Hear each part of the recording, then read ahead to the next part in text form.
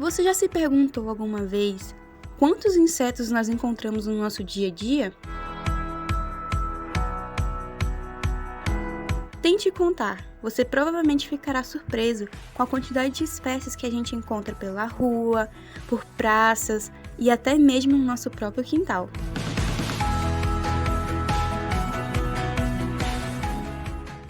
Olá pessoal, tudo bem? Meu nome é Vitória Gabriela e eu faço parte aqui da equipe do Alto Xingu, um projeto de divulgação científica que aborda temas ambientais de forma descomplicada, focando aqui na nossa região. E no nosso mini documentário desse mês, nós iremos adentrar no universo dos insetos, contando um pouco sobre suas características principais e as suas contribuições para o meio ambiente. Mas afinal, o que é um inseto? Quais são as características básicas de um inseto? Imagine pertencer ao grupo de organismos vivos mais abundante do planeta, estar presente em inúmeros ecossistemas e ainda por cima possuir vários papéis ecológicos fundamentais para o meio ambiente. Antes de falar das suas características gerais, precisamos entender melhor quem são os insetos e para isso vamos conhecer a sua classificação taxonômica. Para organizar as espécies de seres vivos, os cientistas utilizam a classificação taxonômica, onde cada espécie é identificada, nomeada e agrupada com base nas suas características. Todos os organismos que popularmente chamamos de inseto pertencem ao reino animal, ao filo Arthropodes, à classe chamada Insecta, e daí vem o nome inseto. Esses animais são heterótrofos, invertebrados, possuem um corpo todo segmentado e uma carapaça feita de quitina. Até aí tudo bem, mas dentro do filo Arthrópoda também existem outras classes com organismos que possuem essas mesmas características gerais que eu acabei de citar, como as aranhas, as centopeias e os crustáceos. Então, o que faz um inseto ser o que ele é? Os insetos possuem várias características distintas, até mesmo entre si, mas para que se enquadrem na classificação de insetos, eles precisam apresentar essas seguintes estruturas: 3 pares de pernas articuladas, 2 antenas, corpo segmentado dividido entre cabeça, tórax e abdômen, podendo não possuir asas. Lembrando que alguns insetos podem passar pela metamorfose durante o ciclo da sua vida. Existem 3 tipos de desenvolvimentos que um inseto pode passar. Ele pode ser holometábulo, hemimetábulo e ametábulo. As lagartas de borboleta, por exemplo, só vão desenvolver essas estruturas quando elas já forem adultas, pois elas passam pela metamorfose completa. Já as traças de lívios são indivíduos que nascem com as estruturas e vão só aumentando de tamanho, elas não passam por metamorfose. E os grilos e gafanhotos, eles passam por uma metamorfose incompleta, onde eles são ninfas e depois viram adultos. Além de possuírem essa ampla diversidade morfológica e estarem presentes em vários ambientes, esses animais também possuem vários tipos de grupos alimentares. Ou seja, existem insetos que podem consumir material em decomposição, madeira morta, fitoplâncton, serem herbívoros, se alimentarem de seiva e se alimentarem de outros animais, e até mesmo serem parasitas. E essa ampla variação de especialização alimentar diz muito sobre os papéis ecológicos desse grupo também.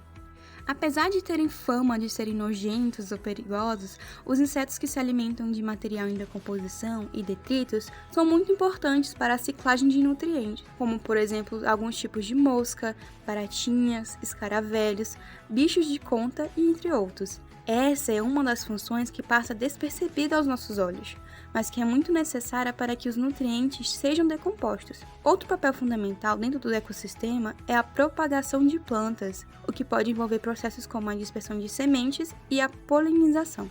Sem o processo de polinização que esses animais fazem, por exemplo, nós perderíamos uma grande variedade de frutas, vegetais e oleaginosas. Sem falar nas consequências que isso geraria aos próprios animais, na biodiversidade vegetal e na dinâmica da estrutura dentro dos ecossistemas. Os insetos também estão inseridos dentro de várias cadeias alimentares, ou seja, fazem parte da dieta de muitos outros animais, como aves, mamíferos, os répteis e os peixes. Sendo assim, mais uma vez, fundamentais para a sobrevivência de outras espécies.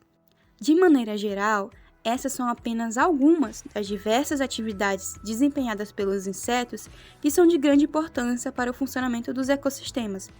Até este ponto, eu acredito que vocês não imaginavam como esses seres invertebrados tinham tanta importância, né? Existe um livro chamado Os Insetos, um resumo entomológico. E nele há uma passagem muito interessante que destaca bem a significância desse grupo. Cada espécie de inseto é parte de um conjunto maior, e a sua perda afeta a complexidade e a abundância de outros organismos. Alguns insetos são considerados espécies-chave, porque a perda de suas funções ecológicas críticas poderia levar o ecossistema inteiro a colapso. Se fosse possível reunir em um grande estádio de futebol um representante de cada espécie de inseto que existe no mundo, provavelmente não conseguiríamos enxergar a grama verde do campo. Estima-se que atualmente existam bem mais do que 800 mil espécies de insetos, classificadas em 31 ordens diferentes. A diversidade dessas espécies varia entre características como tamanho, coloração, estruturas especializadas, comportamento e necessidades fisiológicas diferentes. Sabe o que é mais interessante? É que dessas ordens, grande parte dos representantes nós vemos no nosso dia a dia. A ordem Diptera, por exemplo, reúne indivíduos que nós conhecemos bem, como as moscas e os mosquitos. E sabe aquele inseto bem pequeno que aparece às vezes na cerâmica do seu banheiro, que parece como se fosse uma mini mariposa? É, na verdade, uma mosca também, pertencente à ordem Diptera. Outra ordem que a gente conhece bem também, e algumas pessoas morrem de medo, são os representantes da ordem Blátoda. Eles são comuns principalmente em lugares escuros, de baratinhas pequenas até aquelas domésticas que voam, com coloração que varia entre marrom, preto e, acredite, verde também. E andando pela rua de noite, você já percebeu aqueles insetos que ficam ao redor de postes de luz ou de fontes de iluminação? Eles ficam como se fossem enxames. De longe é bem difícil de enxergar, mas se você conseguir um dia ver de perto, vai observar que eles são pálidos, quase brancos, e possuem asas transparentes. Esses indivíduos são da ordem Ephemeroptera. O seu nome, a termo de curiosidade, remete à palavra efêmera, que tem uma curta duração, pois, em sua maioria, esses indivíduos possuem um ciclo de vida muito curto. E falando em asas, nós temos as libélulas. Aqui na nossa região, nós observamos muito as libélulas perto de lugares que tenham água, como poças e até mesmo lagos e riachos. As libélulas fazem parte da ordem chamada Diodonata. E as mariposas e borboletas, que geralmente observamos perto de flores ou de lugares com arborização, elas fazem parte da ordem chamada Lepidoptera. Já aquelas nossas amiguinhas que curtem um açúcar, aquelas que adoram o pólen, e as vespas e maribundos que nós evitamos, são da mesma ordem, da ordem Himeroptera. Inclusive, a ordem Himeroptera abriga um dos menores insetos do mundo, que é a vespa fada. Seu tamanho varia entre 0,181 mm a 0,224 mm, e não é possível de enxergá-la a olho nu, de tão pequena que ela é. E já que nós falamos do menor inseto do mundo, vocês já se perguntaram qual seria o maior inseto do mundo? Bom, esse indivíduo pertence à ordem Phasmatoda, e ele é um bicho-pau, pertencente à região da Ásia. Esse indivíduo possui cerca de 60 centímetros e, em questão de comprimento, ele é considerado o maior inseto do mundo. Outra ordem que vemos muito, principalmente se você frequenta lugares arborizados, é a ordem Niptera. Nome estranho, né? E Maria Fedida, te lembra alguma coisa? Pois, se você não sabia, essa é a ordem dos percevejos, cigarras e das baratas d'água, e da Maria Fedida. E se você foi passar as férias no interior, você deve ter visto várias ninfas de grilo e gafanhotos ao passar pela grama, não é? Esses carinhas são da ordem Orthoptera. Agora, os besouros são uma variedade bem curiosa. Alguns parecem tanques de guerra com suas carapaças rígidas e outros parecem inofensivos, como as joaninhas. A ordem dos besouros é chamada de Coleoptera. Essas são só algumas das 31 ordens que existem de insetos no mundo. A maioria desses representantes que nós citamos, nós conseguimos ver no nosso cotidiano, mas existem várias outras espécies que vivem em habitats mais específicos, como os insetos aquáticos, que passam grande parte da sua vida em bordas de rios ou igarapés. E, ao contrário desses, existem os insetos que vivem em ambientes superáridos e desérticos, como a larva formiga-leão, e ainda há aqueles que vivem em florestas fechadas e em ambientes muito arborizados, tendo por muitas vezes o solo e as árvores como lar. A magnitude da diversidade entomológica ultrapassa nossas compreensões, mas mesmo diante desse conhecimento limitado que nós temos, ainda somos cativados por esses seres complexos, que despertam em nós um fascínio indescritível. Você já teve aquela vontade de ver como funciona um formigueiro por dentro? Ou já teve curiosidade em saber como existem insetos que se camuflam tão bem que parecem que imitam a própria natureza? Seja para se proteger, para cortejar ou para se desenvolverem como comunidade. Os insetos exibem uma série de comportamentos e adaptações que são bastante complexos, até mesmo para nós. A aplicação da palavra sociedade em comunidade de animais como insetos pode gerar um pouco de estranhamento à primeira vista. É normal que sociedades exibam um certo grau de organização para que possam se desenvolver em coletividade. E é por isso que insetos sociais como formigas, abelhas e cupins podem ser considerados ecologicamente bem-sucedidos, graças à sua socialidade. Dentro de um formigueiro, por exemplo, podemos identificar 3 classes distintas: uma rainha, os machos e as operárias. Nessa sociedade, as rainhas possuem o papel de gerar novos indivíduos. Os machos possuem o papel de acasalar com a rainha, e as operárias são estéreis, possuem o papel de alimentar as larvas, explorar e construir a colônia. As formigas saúvas, por exemplo, possuem uma variação de tamanho e de morfologia que vão combinar com as suas funções dentro do formigueiro.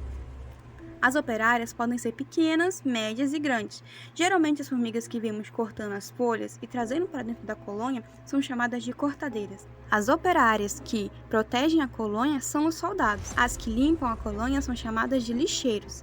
E as que alimentam e cuidam das larvas são as enfermeiras. Os machos e as rainhas realizam um voo nupcial, e nós chamamos popularmente as rainhas de Tanajura e os machos de Issaz ou Bitu. Você já deve ter presenciado essa época de reprodução. Geralmente, cada rainha procura um lugar novo para fundar sua própria colônia, levando consigo um fungo. De forma geral, a maioria das espécies de formigas são onívoras. Existem aquelas que só são herbívoras, se alimentam de néctar, plantas e fungos, e aquelas que são carnívoras, se alimentam de outros insetos e restos de animais mortos. As formigas saúva, por sua vez, não se alimentam das folhas que trazem para a colônia, mas sim do fungo que é cultivado pela decomposição desses materiais orgânicos que as operárias trazem para a colônia. Um outro exemplo de comportamento no mundo dos insetos, e dessa vez um comportamento defensivo, é o das lagartas de fogo. As lagartas de fogo que nós conhecemos são a fase larval de uma espécie específica de mariposa, mas essas características defensivas podem ser encontradas em outras espécies de lagartas também. As mariposas e borboletas geralmente não exibem um cuidado parental, ou seja, assim que os ovos eclodem, as lagartas estão por sua conta em risco. As lagartas de fogo, por sua vez, desenvolveram uma adaptação para se proteger de forma bem defensiva. Elas possuem cutículas pretas pelo corpo todo, que se assemelham a espinhos. Em contato com a pele, esses espinhos podem gerar uma ação urticante, que queima ou irrita o predador. Dessa forma, os predadores como sapos, lagartixas e até mesmo algumas espécies de répteis evitam consumir tais lagartas, já que possuem uma mucosa ou pele mais sensíveis. E falando em lagartas, existem algumas borboletas que também possuem adaptações curiosas. Podem exibir comportamentos defensivos, territorialistas ou de corte, além de possuir uma diversidade de padrões de cor. Se você vier aqui no campus da UFPA, é possível que você veja alguma borboleta estaladeira. Ela possui essa padronagem de branco com um azul acinzentado, quase se camuflando nos troncos de árvores que possuem líquenes. Mas não é só a sua adaptação de camuflagem que surpreende, elas também conseguem reproduzir som. Quando estão em grupos, voando juntas ou protegendo seu território, elas realizam um bater de asas, que produz um som muito característico e audível, assemelhando-se a estalos ou cliques. E aí, perceberam como os insetos não são tão simples como imaginávamos? Eles possuem comportamentos distintos, organização social, habilidade para desenvolver novas estratégias alimentares, reprodutivas e de cortejo. E não é apenas isso, eles também apresentam adaptações genéticas, desenvolvidas graças a um longo processo evolutivo. Eles podem ter características como padrões de cor que se adequam ao seu habitat para camuflagem, ou que imitam outros seres vivos para autoproteção. Além disso, podem simplesmente exibir cores chamativas como um alerta, transmitindo a mensagem de "Opa, eu sou venenoso", venenoso, não me casse. Existem insetos que até mesmo possuem estruturas corporais totalmente modificadas, para parecerem maiores ou para se protegerem da predação. Todas essas estratégias apenas ressaltam ainda mais a diversidade e a engenhosidade que a natureza concede a essas criaturas. A cada ano, o mundo testemunha uma crescente perda de insetos, e esse declínio não ocorre de maneira organizada. Algumas espécies são mais afetadas do que outras, e até mesmo os animais que dependem desses insetos começam a apresentar sinais de desaparecimento. Mas por que isso está acontecendo? Quais são as causas dessas perdas? Os insetos têm sido alvo de inúmeros estudos ao longo do tempo, seja para a descoberta de novas espécies ou para a compreensão de suas funções no ecossistema. Contudo, recentemente, a comunidade científica tem direcionado a sua atenção para compreender melhor as ameaças e desafios que comprometem a riqueza de espécies de insetos em todo o mundo. No artigo intitulado Os insetos estão desaparecendo em todo o mundo, agora está dificultando o cultivo de alimentos, publicado pela revista The Conversation em fevereiro do ano passado, é exemplificado quais são os principais problemas que os insetos estão sofrendo nos últimos anos. Um dos trabalhos citados no artigo aponta a intensificação da agricultura como um dos principais causadores do declínio de insetos nos ecossistemas. As monoculturas, em particular, atraem uma quantidade significativa de insetos considerados pragas. Para lidar com esses insetos, são utilizados grandes volumes de agrotóxicos. O aumento no uso de pesticidas é uma das preocupações por si só, uma vez que parte desses produtos permanece nas plantas e no solo por longos períodos. Além disso, os produtos químicos não atingem apenas a praga específica que o produtor deseja eliminar, mas afetam toda a comunidade de inseto presente na região. Isso inclui insetos polinizadores, como as abelhas, cruciais para a reprodução de diversas espécies de planta. Além da intensificação da agricultura, há outras ameaças à biodiversidade dos insetos, como a fragmentação de habitats e as mudanças climáticas. Ambas as ameaças que afetam não só os insetos, mas uma variedade de outros organismos vivos. A fragmentação de habitat reduz a área nativa, aumentando a competição por recursos e a vulnerabilidade das espécies naturalmente predadas. Algumas espécies de insetos são particularmente sensíveis a variações climáticas, e a intensidade das alterações climáticas atuais acentua ainda mais esses desafios. Essas espécies podem acabar sendo prejudicadas, não conseguindo se desenvolver e até mesmo correndo risco de extinção. Campanhas e projetos de conservação da biodiversidade de insetos não parecem muito atrativos à primeira vista. É difícil até mesmo explicar a complexidade de funções ecológicas a que os insetos estão atrelados, principalmente quando a maioria das pessoas alimentam o preconceito que os insetos são organismos inferiores. O que muitos pesquisadores têm feito, na esperança de sensibilizar a sociedade, é utilizar espécies fofinhas e carismáticas como borboletas e abelhas para ganhar o apelo público. Essas espécies, então, acabam funcionando como espécies bandeira, e assim elas representam subjetivamente outras espécies em risco de extinção. Dessa forma, se o habitat dessa espécie símbolo for preservado, todos os outros seres vivos que vivem ali também estarão salvos. Algumas mudanças também podem ser feitas na própria agricultura, como o manejo sustentável de espécies e a redução do uso de agrotóxicos. Existem espécies de insetos que naturalmente predam aqueles insetos considerados pragas pelos agricultores, podendo contribuir mais uma vez com seus serviços ecológicos. Esse manejo, se realizado de forma correta, não traz malefícios para as plantações. Existem também outras iniciativas para a conservação dessas espécies, como o monitoramento, a pesquisa científica e a educação ambiental. Entender melhor como essas espécies estão sendo impactadas e a que grau é essencial para o desenvolvimento de novas estratégias de preservação. E a educação ambiental, bem, é isso que nós e outros divulgadores científicos também fazem. Nós apresentamos esses seres como os organismos complexos que eles são, e também essenciais para o funcionamento do nosso ecossistema. É necessário a educação para que a população entenda a importância desses seres e desmistifiquem um pouco dos seus preconceitos infundados. Então, pessoal, esse foi o nosso mini documentário desse mês. Nós esperamos que vocês tenham gostado do tema e continuem acompanhando nosso trabalho através do nosso Instagram lá do Alta Xingu e também no nosso blog no Medium, também Alta Xingu. E é isso, pessoal. Até o próximo vídeo.